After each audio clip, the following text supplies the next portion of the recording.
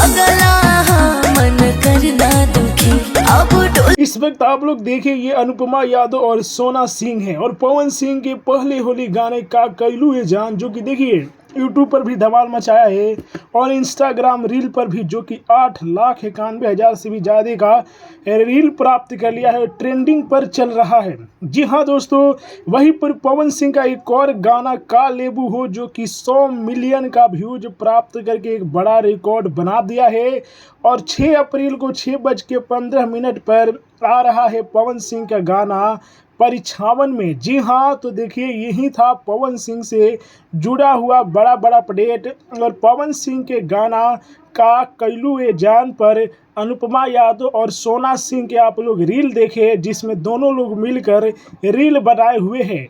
जी हाँ दोस्तों, देखिए पवन सिंह और अनुपमा यादव के आवाज़ में जब भी गाना आता है तो धमाल मचाता ही है। और बताइए कि पवन सिंह और अनुपमा यादव या सोना सिंह के मतलब किनके साथ पवन सिंह की जोड़ी सबसे अच्छी लगती है, कमेंट में हमें ज़रूर बताइए। वीडियो को लाइक कीजिए, शेयर कीजिए। जय हिंद।